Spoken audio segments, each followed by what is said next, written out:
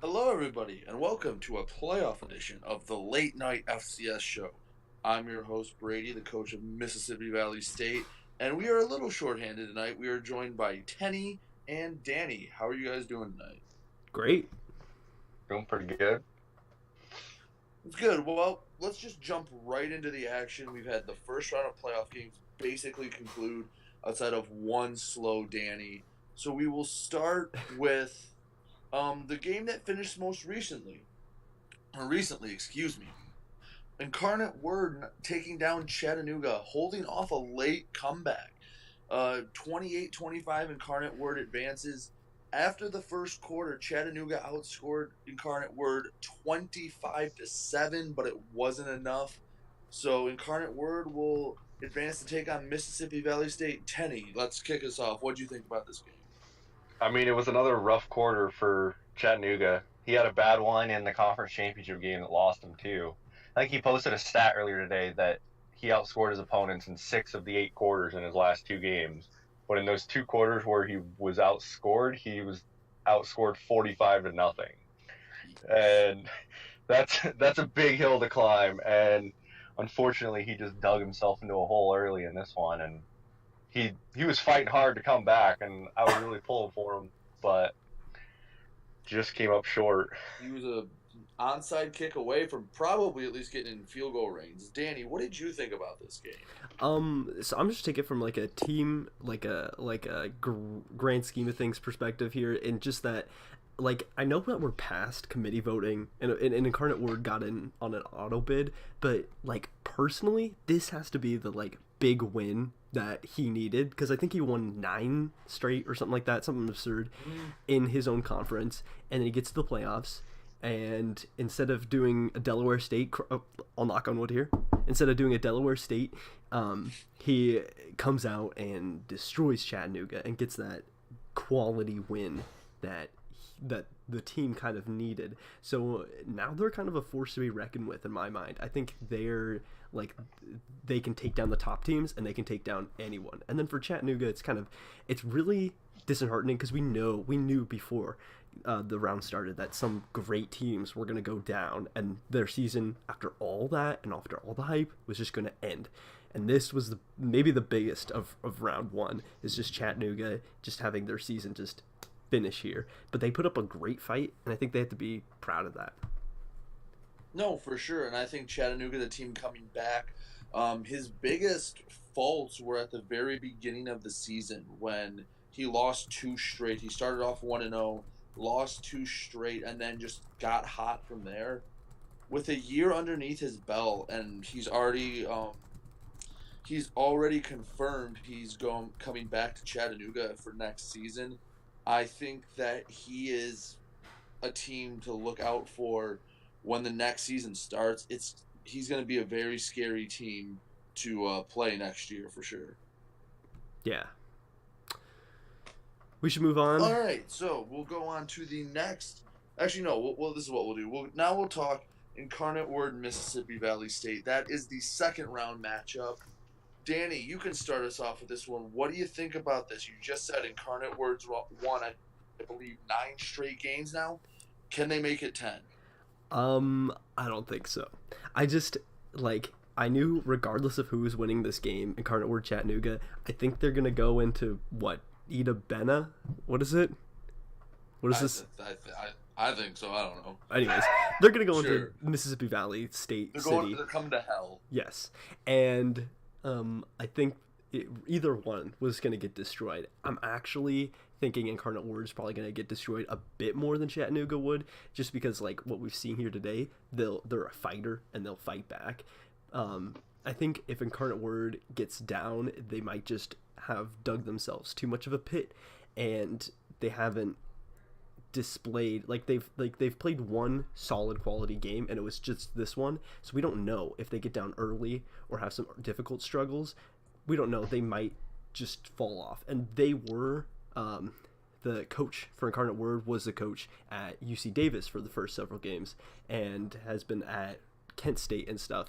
And in those in the tough games that he played there, he didn't come out with a W. And I think that might mean that this game was either a blip or that when then push comes to shove, it he's might not be able to compete. So I think an experienced veteran like my friend Brady, I think will be able to limit as many miscues. And at this point, in these games in the playoffs, when everybody's so experienced and stuff, it's just who's going to make the fewest miscues. I give that to Mississippi Valley State every time. Tenny, thoughts? Yeah, I agree with Danny on a lot of that. Like Incarnate Word, they're coming off. They have that 9-game winning streak. They're coming off their biggest win against a great Chattanooga team, but I think they got outplayed for a good portion of that game, and they just barely held on. I don't see them getting out to that big of a lead, and it's going to be a tougher fight against Mississippi Valley. And he's a good coach. He's experienced. He's going off of his up-down theory, so he needs a big upswing here. But yeah, I like Miss MVSU in that one. Yeah. So we'll stay in the same region where we had Bethune-Cookman take down Jacksonville State in probably the closest game of the first round, 35-28. Early on, it looks like Jacksonville State was gonna get the upset, but Bethune-Cookman, the Atlantic Sun champion, has advanced to the second round. What did you think about this game? Early on, it looked like Jacksonville State was going to pull off the upset. Tenny, we'll start with you. Yeah, it was definitely the best game so far. We've had some not great games, but this one came down. This one came down to a good finish. Like you said, Jacksonville State got off to a good start, but Bethune-Cookman is a tough team, and they're another one of those teams riding a hot streak. Yeah, I don't. Danny? Yeah. Well, I put Bethune-Cookman to win this one. I wanted Jacksonville State to win simply because I topped him week 2 of the season, or I guess week 1. And I really, like, from that point on, I was like, man, I want to see this guy succeed. And it was so great to see him in the playoffs here, but yeah, I don't know. This was a really tough game. If you look at the box score, you see that they both had a 14-point quarter and 7-point quarters, but just Jacksonville State didn't score in that third quarter, and that kind of became all the difference. It was a game of inches, and in that case, Bethune-Cookman won. It'll be up there when we talk about best games of the playoffs, for sure. Yeah, no, a late touchdown scored for Bethune-Cookman is what the difference was. They were able to hold off Jacksonville State, and I think Bethune-Cookman, if they're going to run into Princeton, and Princeton is another very good team. So that's going to be a very tough game for them. I just don't know if they have the firepower to get through a top 3 seed. So we can move on and keep it in this region. Princeton, Bethune-Cookman. Can BC pull off the upset and knock off the Ivy League champion? Whoever wants to take it first, go ahead. I'll go ahead with this one. Honestly, I think this will be, again, one of the best matchups. I'm just going to predict ahead of time. Like, I know that we're getting around to Montana versus Idaho State, and of course that's everyone's, like, it may be everybody's go-to to predict the best game of the entire playoffs, but this one has what it takes because both won their division or won their conferences, and Bethune-Cookman is incredibly hot. And then there's also, if you look at Princeton's schedule recently, you could also argue that he's the hottest team. They've played a lot of tough opponents lately, and they've all come out with W's. And now Bethune-Cookman has the steam coming off a win from Jacksonville State. Princeton, who was able to just sit back and scout for a week and just cool off, is going to have the ability to come in with whatever mantra they want in that game. And then they did top Yale, who's doing pretty well in the playoffs themselves. So there's just a lot of quality between these two teams, and it's a lot closer than those numbers suggest at 3 and 14. So I'm just excited. I don't know who's gonna win. I think it's really close. I'm just excited to watch. Tenny?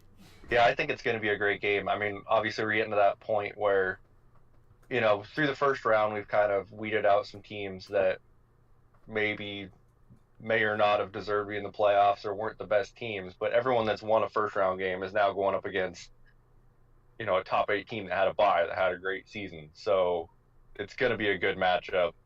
But like Danny said, Princeton might be even hotter than anyone else at this point, coming off 2 back-to-back wins over the two other Ivy League schools that were in the playoffs. Yeah.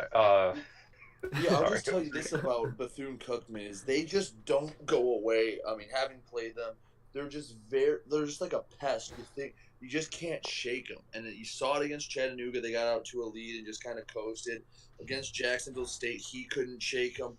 And they just stay with you and don't go away. And if Princeton doesn't get out to a big lead early, I think you could see an upset here in the first round. It's gonna be, like you guys said, it's gonna be close. But I think this is one of the prime, like, big upset candidates for the second round. Yes, it is a compliment. It's saying you just don't go away, Jocks. But yeah, and with Princeton again, you guys know I'm a big subscriber to the up down theory. I think in a game like this where it's a lot numbers based, you're just going to naturally regress to the mean at some point. That's why when we get to the Eastern Kentucky game, I don't know how far I'm going to pick them to go, but I I would not be I would be surprised, not shocked, if Bethune Cookman knocked off Princeton. Mm-hmm. So, and since we don't know how long the second round and third round is going to take, let's get your predictions for each region. So we just went over the St. Louis, Missouri region. 4 teams left are Princeton, Bethune-Cookman, Incarnate Word, and MVSU. Who do you guys like coming out of that region going to the Final Four? I like MVSU. I think it just out of everybody there, I think again, like I was saying with the miscues, I think MVSU capitalizes on it more than maybe anyone there. And then, I mean, if MVSU comes out with a win against Incarnate Word, they're gonna be able to show that they topped the dude that topped Chattanooga and one of the hottest teams. Oh my goodness, this entire bracket. It's funny because out of this entire quadrant, this entire region, I'm like, oh, this team's hot, this team's hot. I'm picking the coldest team to win it all, but I think that that's going to be enough. Up, down, man. Up, down. Good, yes. But, no, I will say this. I do not think you're going to get a Princeton MVSU matchup. I think one of those two teams is going to lose. And you guys know I'm worried about Incarnate Word.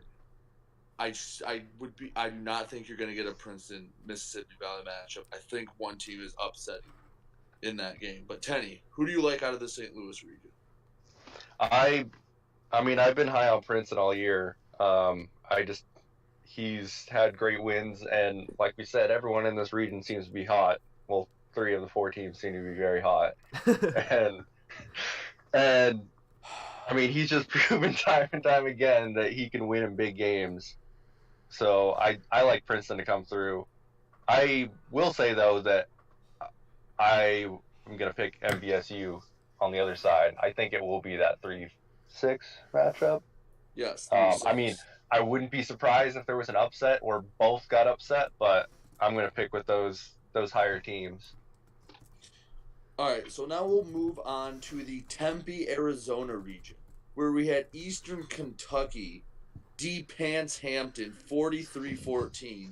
A game that it was closer than the score indicated. Through about 3 quarters, it wasn't that bad. It looked like it could be a game. In the first half, some people thought Hampton might be able to pull it off, but Eastern Kentucky showing why he's maybe the scariest team in the FCS. Wins that game. I mean, a lot of people didn't think Hampton was for real, but they gave Eastern Kentucky a game for about 2.5 quarters. Tenny, what did you think about this game, and how scary is Eastern Kentucky for about the fifth straight week we've talked about this? Yeah, I mean, he is probably the scariest coach in all of fake college football. I mean, he's just coming off of a championship win in the In Division FBS, two. and yeah, like you said, it was a good game. It was close for 2.5 quarters, but then just towards the end there, he pulled away, and he kind of had him at arm's length. It was what, a 10-point game at halftime, 10-point game going into the fourth Let quarter. me pull this up real quick. Yeah, because he got those 10 points in the first quarter to Hampton's 0, and just kind of led by 10 after every quarter, and it was just kind of keeping it at arm's length, like he's right there, but got control of the game. And then once that fourth quarter came, he just laid the hammer down and finished him off. Yeah, like we've said, he's a scary team. Danny? So my heart says UNI. My brain says Eastern Kentucky. Like, I just think that, like, out of all these teams, I mean, you just look at the records for starters and forget about, goodness, I guess you can't really forget about WKU's record and tangent with Eastern Kentucky, but 11-3, and Chase has accounted for all 11 of those 3. And of course, I mean, Yale's also pretty good as far as the coaches, but you look at the sample, but you consider the sample size, in tangent with the fact that UNI just got the win over Dayton, and I think it's enough that they'll be able to continue to sort of run the table all the way there. I mean, it's really close, and it's a tough pick, but if I had to put money down, if I had to put $50 down on any of these teams, I would probably do it with UNI. But EKU is really good. I just think Cal Poly is gonna falter. I don't think that they make it very far. And Yale's really good. They would be my third pick out of those guys, but it's just, I feel like it's too much between all 4 of those teams, and I don't think that Yale would be able to make it out of there. Of course, anything could happen, but yeah. I just wanted your thoughts on Eastern Kentucky Hampton, but all right, I'll take it. Oh, I forgot that we weren't doing reasons. Yeah. It's cool. I'm getting ahead of the game. Anything about that game? Yes, I will. The game we're talking about. That was probably out of the blue. I apologize. There's somebody new in the server, and I was completely an Austin Pay coach. Okay, that's my bad.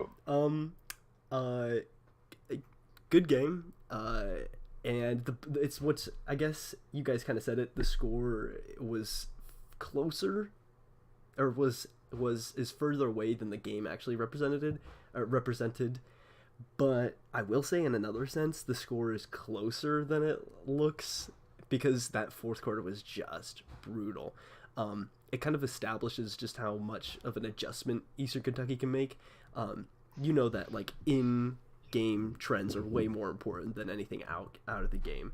And that's, if you can capitalize on that, you can destroy any game. Eastern Kentucky did that, so they're going to be that's how you know that they're going to be a force in these playoffs, is from what they've done here.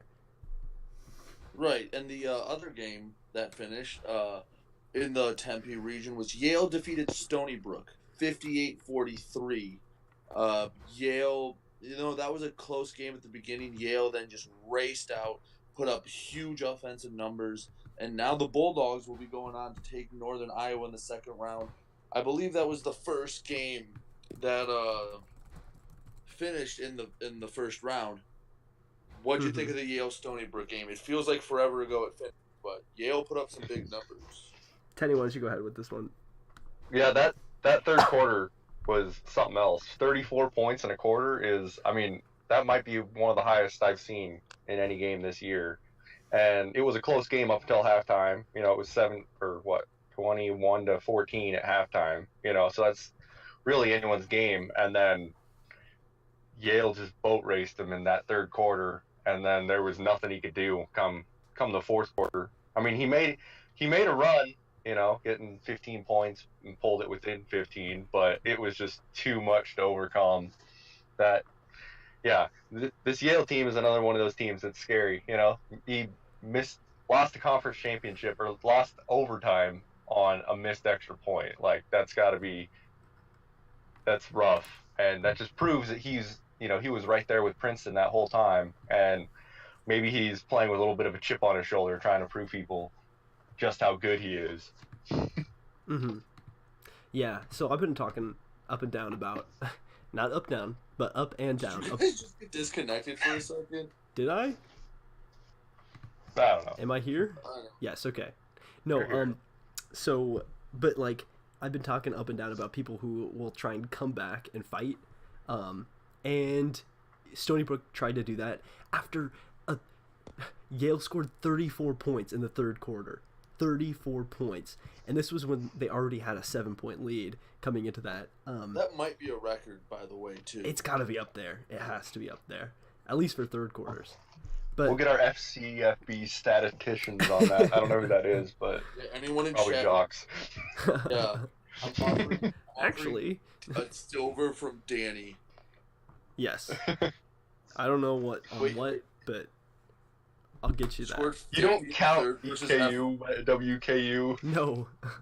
You need to be able to prove it. If somebody can prove it without a doubt, not just like, oh, this team did this better. I just want to know the most. Yeah. Well, I know that he actually did. That was the game where you won, what, like 135 to less? To less. Significantly less. All right. So. But yeah, no. So teams that can come back and fight are going to be. That's going to be really important in the playoffs, especially when you're going up against really good teams. And Stony Brook tried to come back and fight, and Yale still beat them. That is important, and they beat them by a lot. It was still a really good margin. So when you can top teams that can do that, that's going to be even more important than the teams that can try and come back. Because if you can topple those comebacks, that's you're countering the counter, and as far as that goes, if you can counter the counter, that would be good. But at that point, we're just kind of losing meaning of words. I'm already sort of losing meaning of words. I may need to take a breather here for a second. But either way, they can top teams that try and come back. While you gather yourself, Tenny. So the two matchups we have now are Cal Poly and Eastern Kentucky is in the top half of the Tempe region. Cal Poly, the Big Sky champion, the number 2 seed, might actually be the underdog in this, and I would tend to agree with that. Who do you think wins that game? I mean, yeah, Cal Poly seems to be the biggest underdog we've probably had in the whole playoffs, and they're the number 2 seed. It feels wrong, but I mean, all we've done the last several months is just talk about EKU and how scary he is and how dominant he is. And I mean, he's shown it in conference play and in the conference championship and in the playoffs. Like, he's just a force to be reckoned with. I really don't see any way Cal Poly wins that. I mean, at the end of the day, it is just a numbers game and anything can happen, but it'll take something big to knock him off. Yeah, we haven't seen any truly, absolutely shocking upsets. We did have Incarnate Word over Chattanooga, but that wasn't completely unexpected. It was definitely an upset, but not a huge one, and I think Cal Poly winning would be a giant upset. Danny, are you good? Are you calmed down? I'm back. I'm good. I'm calmed down. Right. Okay. Cal Poly, Eastern Kentucky. Even though Cal Poly's the 2 seed, do you think they have a chance in this game? I mean, yeah. Anybody has a chance. And I think you knew that even saying those words out of your mouth. But I wouldn't give them much of a chance. I think... Define much of a chance. 12.5%. I'd give them 12.5%. It's just a really tough game. Specific number. I'm saying it's 1 out of 8. Yeah. Yeah. I just think miscues. All right. Yeah. You need Cal Poly's gonna have more. I guarantee it. It's tough to win with more of those. I bet you Eastern Kentucky wins It's going to be very similar to that Hampton game. Maybe it doesn't end up being a 30 or 29-point win, but I think it ends up being a 17-14 point victory for them. All right, so Yale and Northern Iowa is the other matchup in that. Yale just had, again, like we said, a very nice win over Stony Brook. Northern Iowa, the Great Plains Conference champion, is looking to get going again, one of the two 11-win teams. I think this is a very intriguing matchup and might be a little under the radar. Who do you like in this? I mean, I'm going off of what Danny said a little bit earlier. I like UNI in this one. I mean, Yale's a great team. He's a hot team, but I think UNI is one of those teams where he's playing with a chip on his shoulder. He's got those 11 wins, but it's kind of, it's been a weaker schedule, and people have said, like, oh, well, he hasn't really beaten anyone, and he got that great win against Dayton in the conference championship.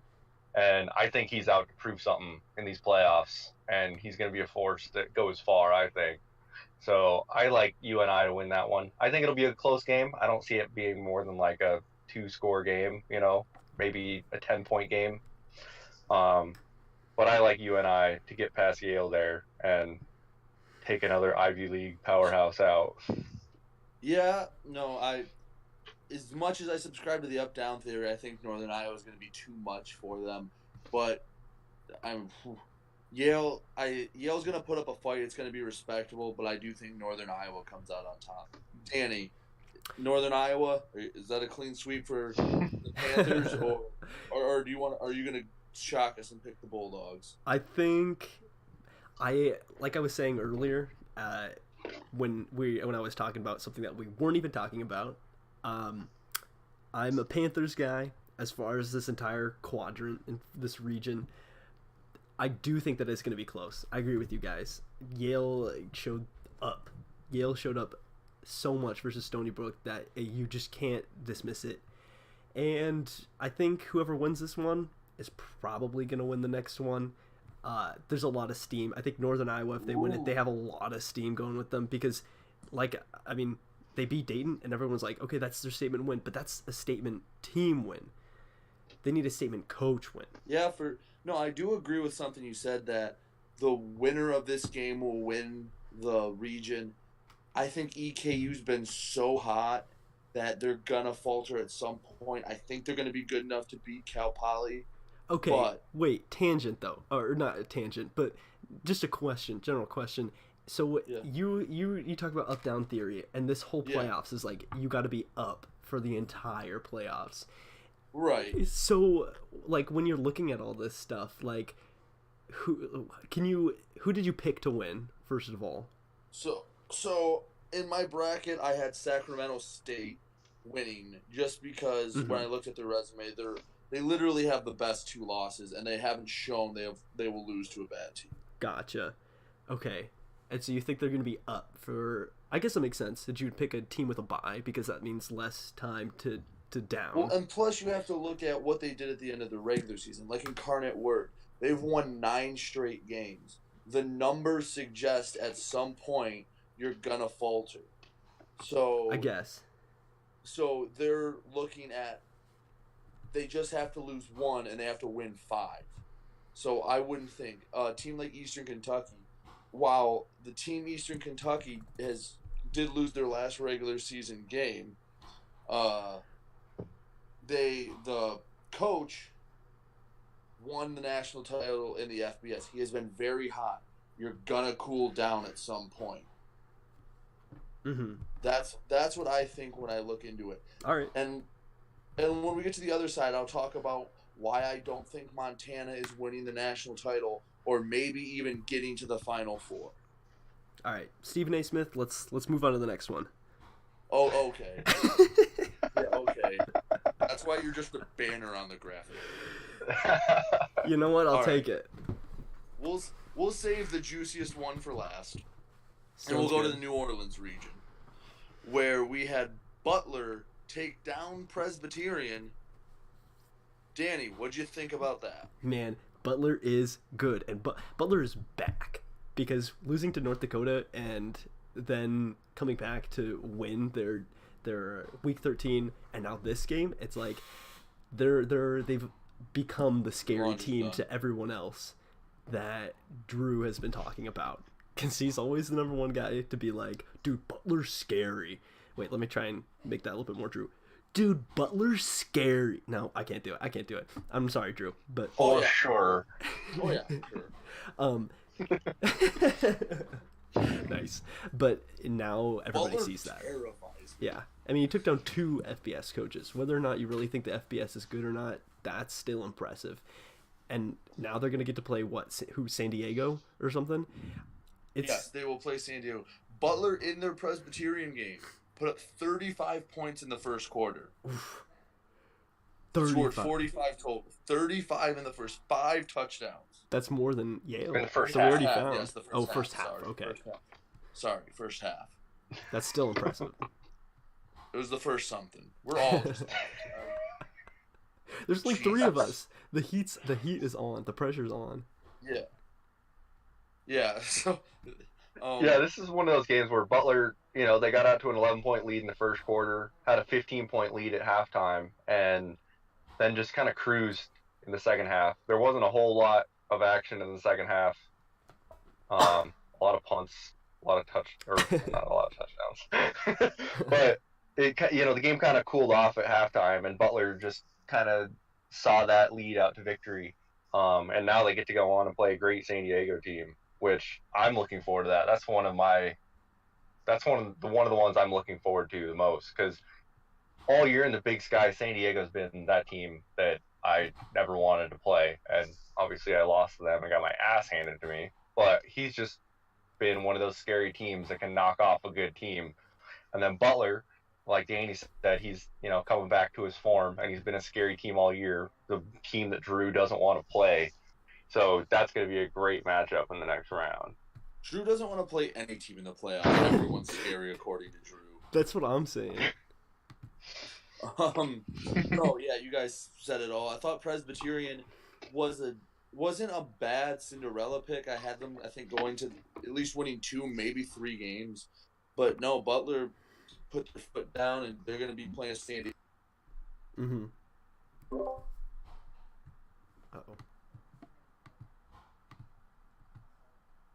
2 team in all of FCS now lost their last 4 games, and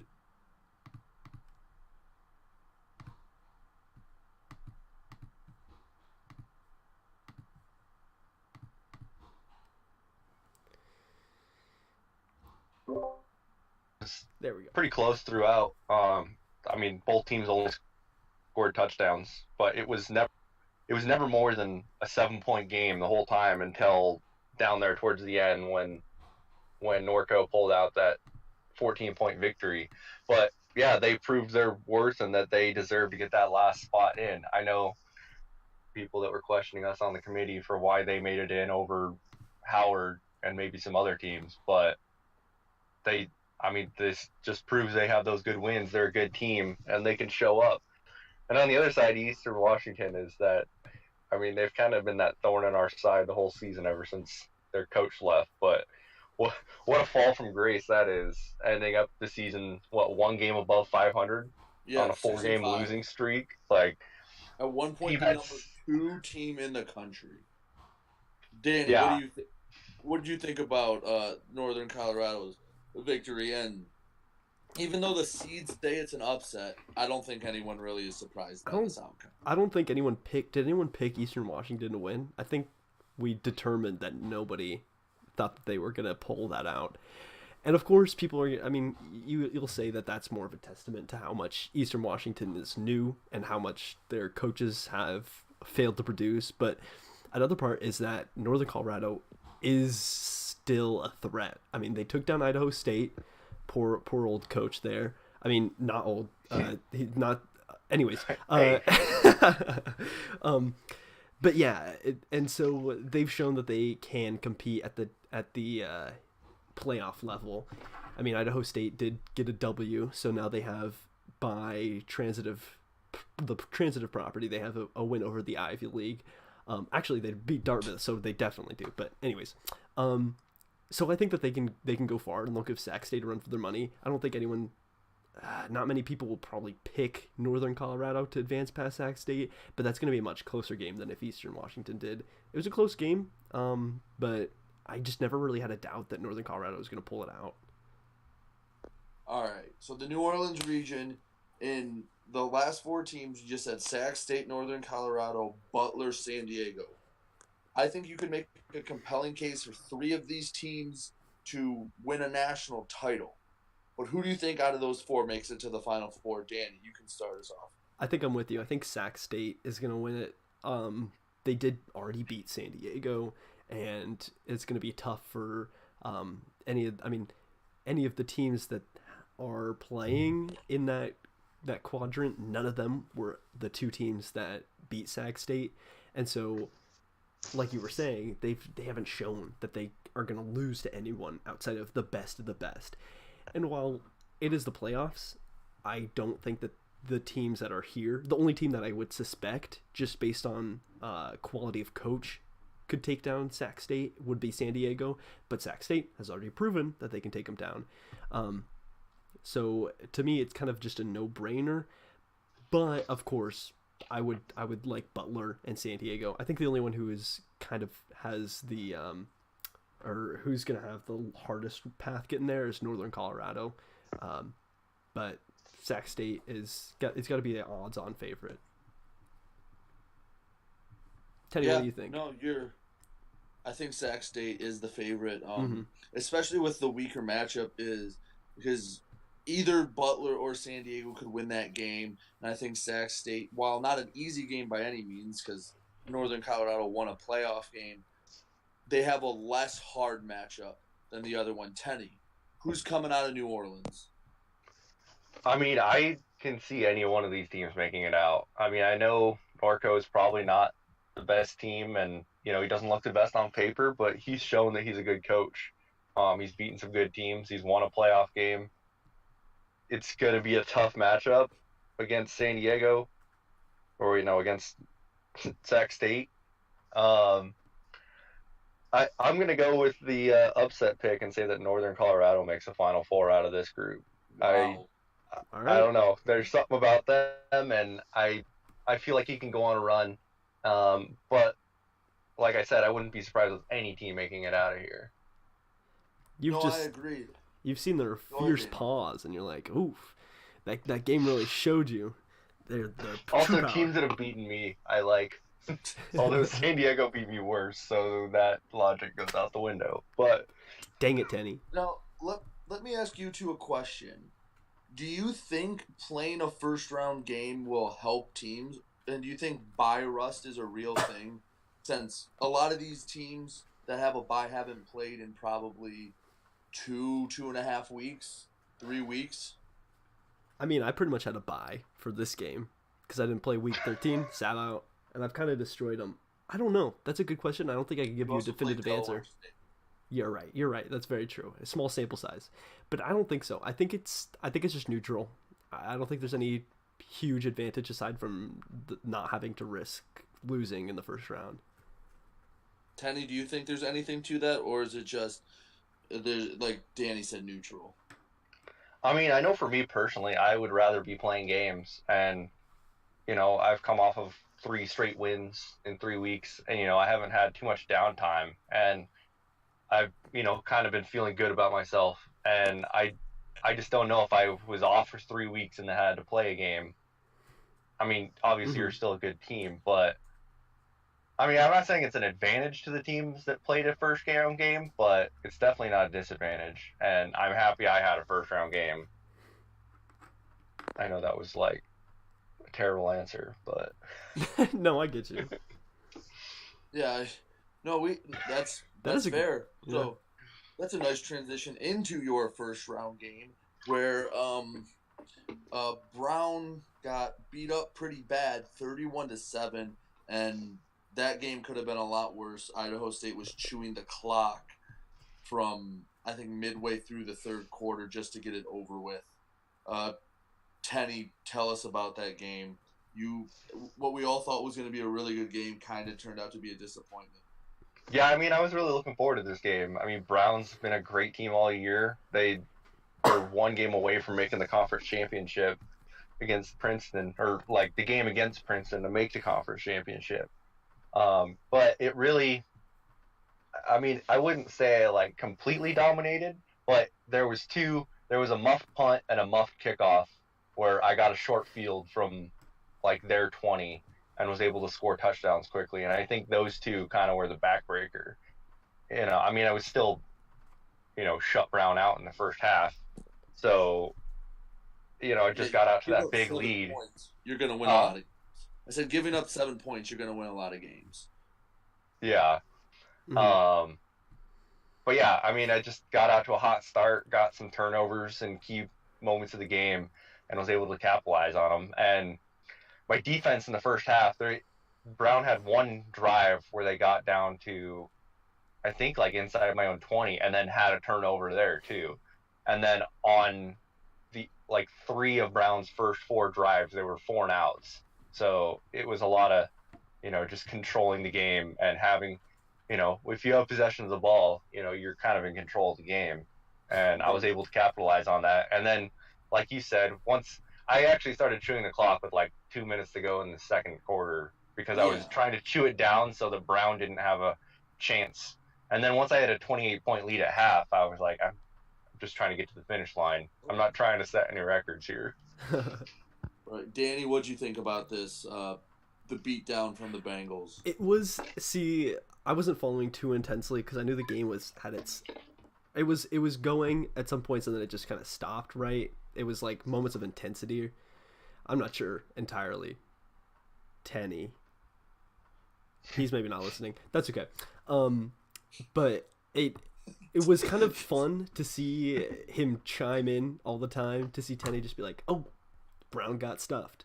Oh, blocked punt or whatever," and then he just kind of popped in here and there, and it just got worse and worse and worse for Brown. And I think at that point, after I don't know a 2 or 3 score lead, it just gets exponentially worse because not only are you demoralized and you might not be putting as much effort into the game, but then also you're just trying to get the game over with a bit, and so it's easier to just kind of check out and just put whatever first in your brain, and that gets exposed pretty quickly. I'm not trying to discredit Idaho State at all. That was probably the most dominant performance that we'll see maybe in the entire playoffs, even more so than Eastern Kentucky in that fourth quarter.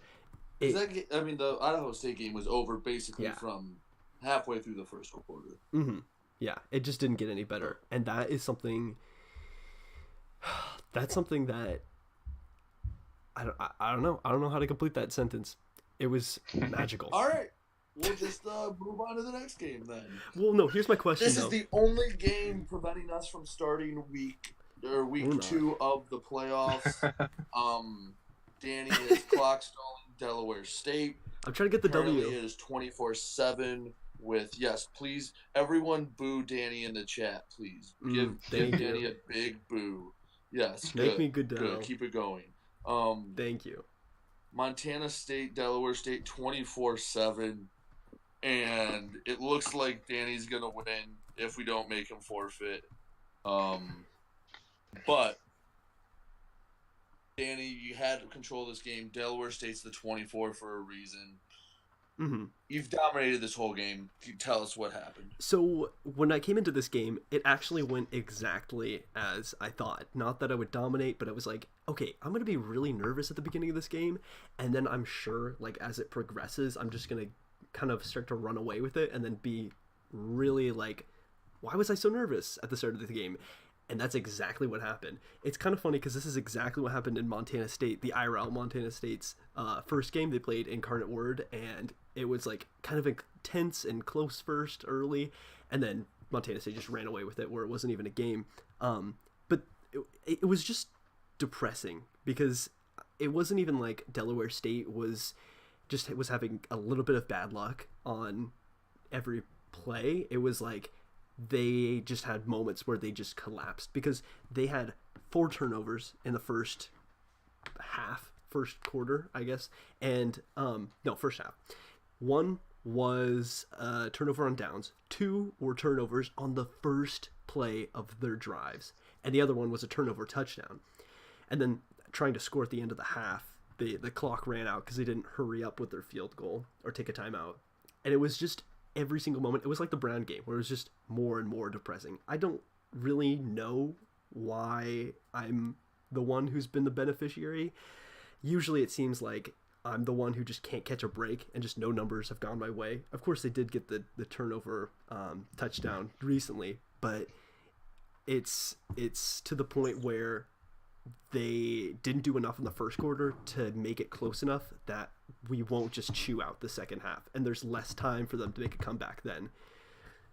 That's kind of a big part of fake college football, is just being able to chew out the clock so those halves aren't equal. If you get up early, you're much more set up, and that's why I can see the case for receiving on the first half, but that's not here nor there. Yeah, so assuming Montana State holds on, Mm-hmm. you're going to have Montana-Idaho State in a matchup. You're going to have Montana State and Dayton in a matchup. 3 Big Sky teams and the Great Plains runner-up. I think this is far and away the toughest region in Denver. So, I'll start with my prediction because you two are both in it. I have been saying this, and I predicted this before the playoffs started. Idaho State is going to knock off Montana. I think it's very hard for Montana to win multiple games against the same team in a season. I think Idaho State is very hot right now, and I know it goes against my up-down theory, but he is on a roll and in a rhythm. And I just don't see Montana getting out of this region. He could potentially rematch his way to the finals. I do not think you rematch your way to the finals and win every game. You do not beat the same teams twice, multiple times in a row. I think Montana is primed for an upset, and I think he goes down to Tenney in the first round. If you remember, Idaho State at one point was the number 2 team in the country. I'm predicting this right now, and when Montana wins by 40, you can all laugh at me. But I'm picking Idaho State to win that and get out of the region and go to the Final Four. Danny, go ahead. I think as well. I think Idaho State is. See, I think Montana is going to have less of an advantage of any of the other buys, because usually if you have a bye, you can use that time to scout or whatnot. But I don't think that Drew really needs that time. He already has his way without spoiling any of his strategies. I think he's just going to have it already sort of done, but it's not. It means that Tenney is going to be able to have more of an advantage over like any of the downsides that come with playing in the first round, like not having much time to do scouting or get reads or listen to what your opponent has been doing, and not being able to see what your opponent does because they didn't play a first round game, so you can't scout their latest game. It's been a while since they played, but most of that's neutralized by the fact that Drew doesn't really go off of that. So I think my heart says Tenney, my brain says Drew. I just think that Montana's going to be able to pull it out. They've been dominant, and the way that he scouts again, without spoiling anything, I think it actually might advantage him to take it out, because now he's got experience playing against the person that is Tenney. And I think they do make it out of Denver. No matter who comes out, Montana State or Dayton, it's just going to be too much, and they're going to be in the Final Four, probably win the championship. But it's that's just my analysis from what I know about the guys. Tenney, you get another chance to beat a team you lost to on a Hail Mary. You had them on the ropes. Do you think you beat Montana? And if so, do you think you come out of Denver? I mean, it's so tough. Like, Drew's such a good team, but I like my chances. I feel like I've been playing a lot better now than I was earlier in the season. And I've kind of revamped the way I play a little bit. But like you said, anything can happen. I will say I don't think it'll be a close game. I think it's gonna be a blowout one way or the other. Just somebody's gonna have a bad game and somebody's gonna have a good game. I just because I mean the first game was so close and it was such a good game and might have been the best game of the year. I honestly feel like people are gonna be let down by this game. I know I should be trying to hype it up, but I just I don't know. I have a feeling that it's gonna be a blowout one way or the other. I can't really tell you which way, but that's how I'm feeling about this. But I do like Danny to come out of the region and go to the Final Four. I think he's been playing Oh, solid, and BS. That's BS. I like him over either of us. I mean, I know like the Dayton team is, he's coming off that loss to Dayton's not a UNI. team to sleep on. I know the other three teams probably are the bigger personalities with bigger coaches. Bigger Dayton's not a skies. bad team. They got to buy. So that's gonna be a team to keep an eye on. Didn't they beat you as Drake? Yes. Well, so okay, that's the thing is they lost. They played 2 games, I think. They lost Yes, to they beat Drake and lost you and to I. you and I, but played them pretty tough for the Yeah, most no, it part. was. I think it was 21-31 or something like that. It was a Yeah. 10-point game. It's interesting. I mean, I'm a little confident because I know that they have enough that I can scout them, and not too much that they won't make any miscues. Oh, I just keep saying miscues, but I don't know. That's just what I'm thinking. All right. So we've. Did you just get a fax there, buddy, or fax? Not a fax. All right. So that's that. Those are all the matchups. Hopefully, Danny can stop clock stalling, and we We will can get get on to the a. next round. Yeah, we can start the next round, and I'm very excited for that. I imagine it gets started probably, I'd guess Wednesday, at the pace Danny's going. But I mean, if they have a good day tomorrow, I could see it maybe tomorrow right, night we and if start he games. plays a little more tonight too. So we're gonna finish up. We're gonna talk a little rumor. We're gonna talk about the carousel. We're gonna see who, what jobs may be opening up and where other coaches may be going. The big news that dropped, I believe, last night is Drew, who was all but confirmed to be Boise State's next head coach, announced he will be staying at Montana and staying in the FCS. Tenny, I know you almost made the jump. You want to tell that story? Yeah, so I mean, I've kind of been eyeing a couple teams, and maybe wanting to go up to FBS, but I've just had such a good season and had such a good time in the FCS. And I love the community, and I just decided that I'm gonna stay here. I as much fun as it would be to go coach a big FBS school and possibly my alma mater in Arizona State. I just don't think I would have as much fun playing in the FBS. I've seen too many coaches, this season go up, when they needed a coach mid-season, and they were playing at a good school, whether it was Eastern Washington or Cal Poly or even UC Davis. Like they went up and then kind of immediately regretted going to the FBS because they missed what we had going on here. So, I mean, that's basically my yeah. I don't know. I'm in the FCS for the time being. I mean, I really don't see myself ever leaving. It's also kind of one of those things that it's like me and Danny and Drew and even you have all kind of been around since the beginning, and it seems like we've kind of helped create what the FCS is. And Right. it wouldn't be the same if a lot of us left. Like I mean, yeah, the FBS is bigger in real life, but you know what? This is just a fake game, and I see it as just as much fun, and we're just as good of teams, and so why not stay in Right.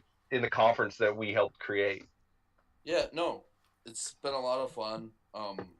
Like I'm staying at Mississippi Valley. I don't think there's ever a question.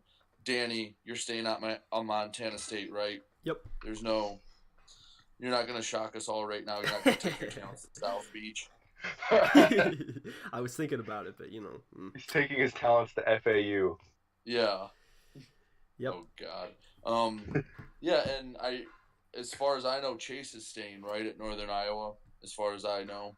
I'm pretty sure. Um, I think the only one is he would leave for Iowa, but I know the Iowa coach is staying, so right. he has no And reason to just leave. looking around the playoffs for the most part, I know Stony Brook announced or said earlier today he's looking for a new team. So whether it's FCS, I think he said there's one job in the FBS he'd go for, and if not, he's going to try to stay in the FCS. Um, uh, Chattanooga has announced he's staying.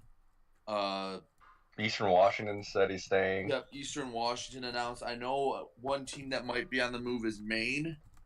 Poet has said that is undecided whether they're going to stay at Maine or move to another conference. I've talked to Hampton. He is staying at Hampton.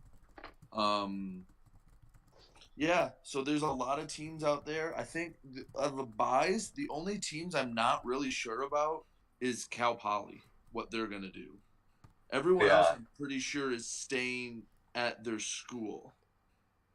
yeah, because I know San Diego. He almost left earlier this year when the Kansas job was open for less than a day. He had taken that job, but then the coach came back and said that he was going to stay. And I know that's the only place he said he would go to. Otherwise, he's staying at San Diego. So that's another solid coach to have stay with Uh, us.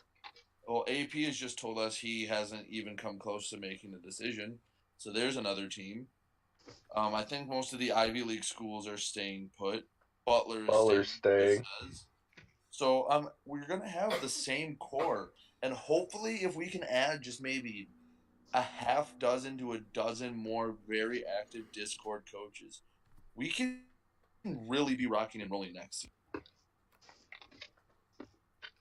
Yeah, I think Yeah, I'm so. looking forward to it. That'll be so. Oh, and Tenny was saying earlier, like having everybody with like about the same amount of games will be so much nicer, because like 5-1 Yes. versus like 8-3 or something like that. It's just impossible to judge, and it's Yeah, when it comes to the committee rankings, it was a freaking nightmare trying to rank a 6-3 team versus an 11-3 team, or like there's just such a disparity in games played. It's gonna be a lot nicer when we all. I mean, I'm hoping we get filled up, but I mean, part of me still thinks there's gonna be a couple teams that don't have games every week.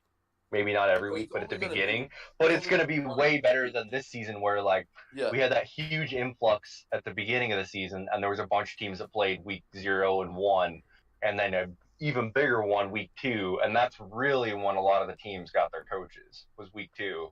And then we've had coaches trickling in all season like Yale and Bethune-Cookman and Norco, so they don't have like the the games totals that everyone else Right. does. I'm pretty sure Campbell's staying. Um, Yeah. yeah. Uh, so, and if you guys weren't here at the beginning, to turn what we had in December into what it is now is actually kind of amazing. oh no Like doubt. we did when I joined in December, I we didn't have conferences. We didn't have schedules past week 4. Coaches were turning over. It seemed like every other day a new coach was leaving. And now to have a pretty solid core is a testament to everything you guys have done, really. So, oh, and I think we might get a one of our hosts might jump in too. Celebrity shot. Yeah, we can delay it for a little bit. Yeah, no, it's like Tenny, Danny. You guys remember December before conference play started? When we It didn't even have was conferences. yeah, no. My big thing was like I wanted everyone to be independent the entire year and just make their own schedule the entire year, and that would have been a shit show. Oh my goodness. Yeah, especially because we have so many people who just drop in and then don't even really play their game or whatever, and then drop out. Or how many teams that we have that have been suspended. But what will be really nice is have like when we started, way back when, like having a full FCS was just a pipe dream because it just seemed like there was no way we were gonna get that many people, and like maybe if we were super lucky enough, we might have like 100 or so people playing consistently near the end of the year. But right now, we're pretty dang close, enough to the point where I'm thinking it's almost just a preconceived notion that we'll have 124 to start season 3. Yeah, because if you guys don't know, the FCS was originally a dumping ground for slow FBS coaches. Yeah. Like, just here, you guys go play a game here while you wait for a job to open up or something. Mm-hmm. That was the most terrifying thing too when we started when we had this, because just I knew I really loved the FCS for starters, because that's I'm not a huge D1 fan. I know you're not a huge D1 fan either, Brady, but like I mean, I'm not a huge FBS fan. I'm a big D1 fan, but that's because of FCS. Either way, I was terrified because I was like, I love the FCS and I want to stay here, but I know that there's just no way I can compete with FBS stuff, because if any FBS opening happens, then immediately there'll be teams ready to apply. So the fact that we have people who are just like, no, I'm gonna stay forever, and like really good coaches, Right. a lot of them who are just like, I'm here. That's great. And I've said it before, it's just a name. Like, it's just a way to identify a team with Yeah. something familiar. And, like, I picked Mississippi Valley State because I liked the logo when I was a kid. And never would I have thought it would have turned into this. Mhm. Never would I have thought it turned into this. And now, yeah, this is where we are. And, Drew, are you here? Hi. All Hello. right, Drew. How drunk are you after that win? I am fantastic, my dude. All right. That wasn't the question. Real- That wasn't the question. I think he answered it. Okay, that answered the question. Keep going. Keep going. Well, so Drew, I'm just gonna go through each region, and I want you to tell me your picks for the region, okay? Hell yeah, bro. Let's do it. Oh, this is gonna be fun as hell. All right, St. Louis region. You have Princeton versus Bethune-Cookman, and Incarnate Word versus Mississippi Valley State. Who's your winner, and what are your thoughts? Oh, God. All right. Incarnate's going to get fucked by MVSU. Like, 2 or 3 touchdowns. For sure. God. What's the other one again? Princeton, Bethune-Cookman. Oh, Princeton by, like, 1 score. It's going to be, like, some late touchdown. Bethune-Cookman has, like, a tendency, no matter if they're playing someone good or bad, they'll at least keep it close. But yeah, I think Princeton, they're low key like the hottest team right now too. That's what we were saying earlier. Yeah. Not very low key. Yeah, anymore. this is like the hot region. Although everyone's pretty hot, but Are you saying something about Brady Yeah. here? I mean, Brady's just gonna win. Dude, when you got I that don't girl know. Like, I filter, don't think Incarnate's that good. Who's coming Like, out they're of that good, region? but they're not like. Who's going to the I Final think Four? the second half that they played is more of a real showing to them than the first quarter against Chattanooga. Who's coming out of that region? Princeton, Bethune-Cookman, Incarnate Word, Mississippi Valley State. Who's going to the Final Four? Oh man, that's not fair. Well, we all gave our we all need picks. Oh, that's fine. Prince, no, Mississippi Valley. Mississippi Valley. All right. Tempe. Barely. You have Cal Poly playing Eastern Kentucky and Yale versus Northern Iowa. Who do you like in that region, and what are your thoughts? Eastern Kentucky's going to beat the brakes out of Cal Poly. Both of them. And then Both of them. one's going to play the first quarter, get fucked, send in the other one, the FBS cocky scrub. He'll get his shit pushed. Then they'll both just play and get their shit pushed again. Then I think Yale, UNI Northern Iowa. barely beats Yale. But this is, I think Yale, UNI has potential to be like game of the year kind of. That's a really close coaching matchup, I think. You have someone like Chase Northern Iowa, who like it's proven that they're good, but a lot of their like the knock on them is that they haven't played really good teams well, and I think this is kind of a nut up or shut up in a way. Like obviously he got the bye and he was good enough to do that, but I think Yale is a really, really good coach. His record doesn't justify how good he actually is as a coach. So I think this is definitely one of those games where Chase kind of proves to everyone that he should be a title threat. Who's coming out of that region? Eastern Kentucky or Northern Iowa?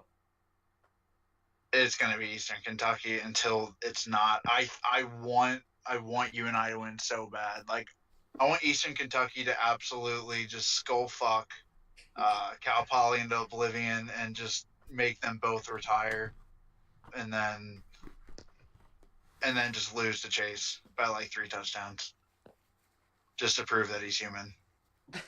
Oh God, this is awesome.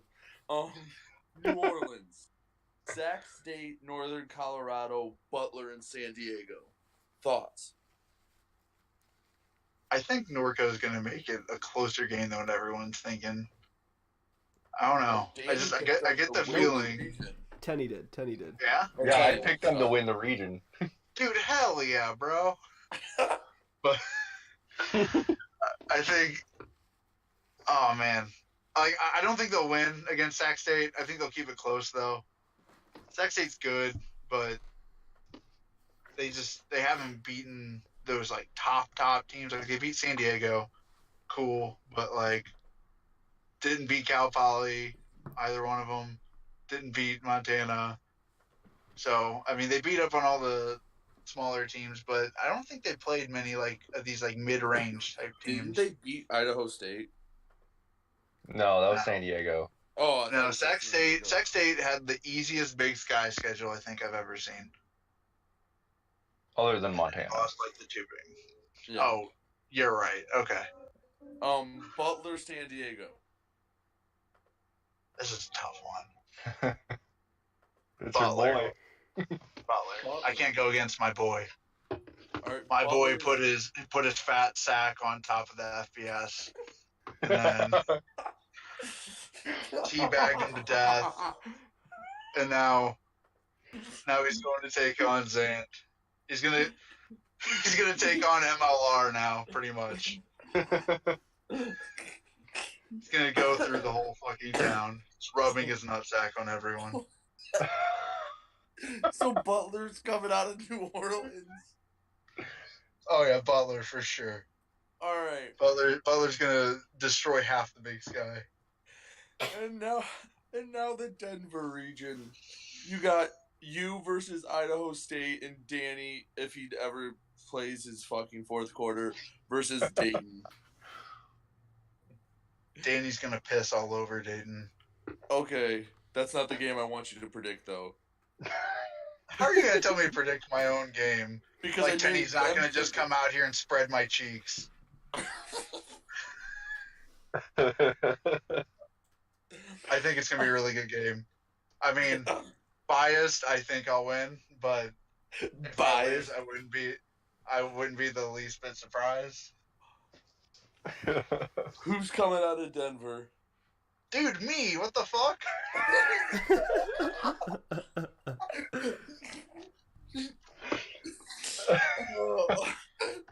Who else is it gonna be? Fucking Delaware State? Yeah, right.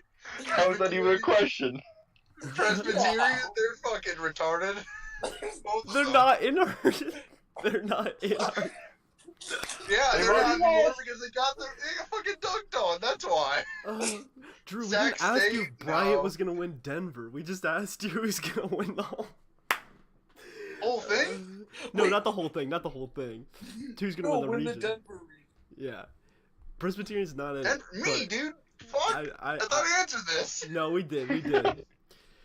But Oh Presbyterian was my an odd God. caller there. Win a Stanley Cup game every episode. Holy fuck. Oh yeah, Presbyterian isn't in that region. Well, they still got dunked on. Yes, by the scariest, Alright, the spookiest team. Alright, I know some people. Dude, ask they're not me- spooky. They're fucking too average to below No, average. no, FBS I said coaches. to a spooky team, Butler. Your boy. Oh. Yeah, no, Oh. Butler's just a god. He's not spooky. All right. They're just a quarterback away. I know Rams. that somebody asked earlier in the show, what's the second round matchup you're most excited for? Drew, we're saving you for last. Tenny, go. Wait, what? Sorry. What second round? Yeah, What I missed that second too. round matchup are you most excited for? Not I you would say can't say your own. San Diego Butler.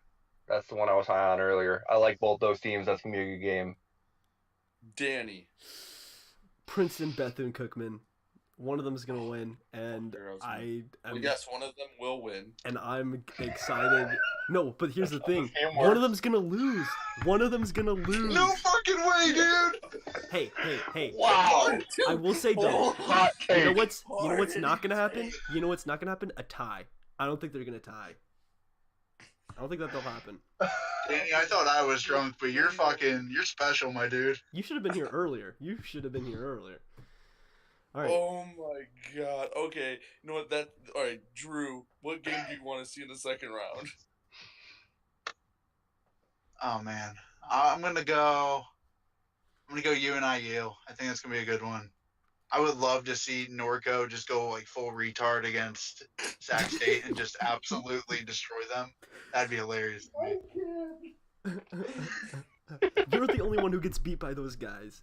You don't want them to do that. Yeah, well, that's true. I can't even argue that. I lost to a guy who literally talks to himself in the fucking general. I lost to a 12-year-old kid.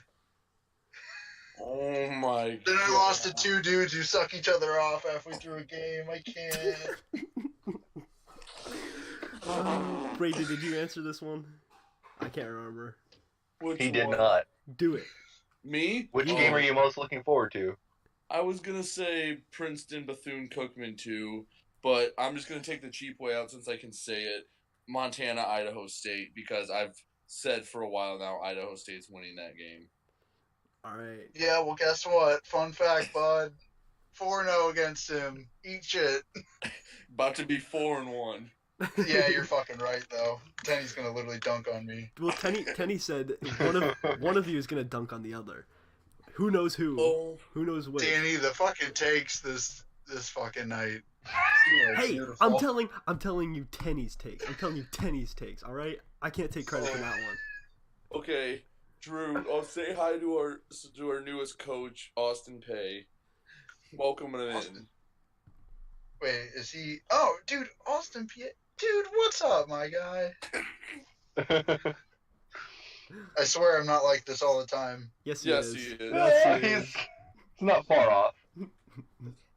Fuck you. Oh. Are we ready to wrap up this fucking train wreck shit show? Dude, after show Let me say supposed to be something stupid. Give me one more chance to say something stupid. Oh boy. Didn't we pin some questions? Didn't we? Let's go Yeah, through some I pins. asked the one that was pinned. Dude, people ask him. I'll answer them right now. All right, ask. Get some scorching hot takes. Q&A with Drew. Hell yeah. Why? Why? Why? Because the Blues won. That's why. Greatest team in the fucking world. Eat shit, Boston. That fucking Clifton defenseman? Yeah, dude, I'd fucking punch your face in 18 times. How many drinks deep are you? Fuck. That's a Oh, great God. question. There's your answer. Worst coach left in playoffs? Well, Delaware State's technically still playing, so They don't count. Oh god, I don't even know all the teams. I don't know. Everyone's fucking trash. We're not all consistent, according to Jake. I feel like Cal Poly is your answer. No, he's okay. Dayton. He's genuinely okay. Like, Dayton. yeah, Dayton for sure, because we don't know anything. Best cheese. Wisconsin next. Wait, Wisconsin cheese or cheese from Wisconsin? All of the above. All right. I don't know if there was a brand or a type of cheese called Wisconsin cheese. It's not a type of cheese, jocks. Well, guess what, dude? They're fucking great. Wisconsin cheese from Wisconsin, the fucking foam ass cheese heads. Yeah, I'd eat that shit. All Okay, delicious. what was your drink of choice tonight? 1800 silver. Hell yeah. Oh wow. Oh. Oh wow, fancy. Michigan over Wisconsin. Eat my ass. Everything about Michigan's fucking shit. Go fuck yourself, Drew. Dude, week 3, Michigan's about to feel the wrath of Graham Big fucking Sack Mertz. Good. I hate University of Michigan. Would Campbell have competed better than Delaware State? I mean, a fucking traffic cone probably would have. Have they scored yet? They did. Yes, they got a fumble 6. Danny, you're trash! Hey, that's what I've been trying to tell people all season. I just had to. Okay. Everybody's been so high on Danny all year, and he's like, I suck, guys. Dude, not Naki. And then Naki was like, oh yeah, he finally deserves. I guess he finally deserved that. No shit, over a 9-4 bum team that couldn't win his conference. Okay. Krug went to MSU. No name? Robert Thomas is not a no name. You take that back, you heathen. Drew, last question before we go to the after party. Are you going to join us for Secret Hitler?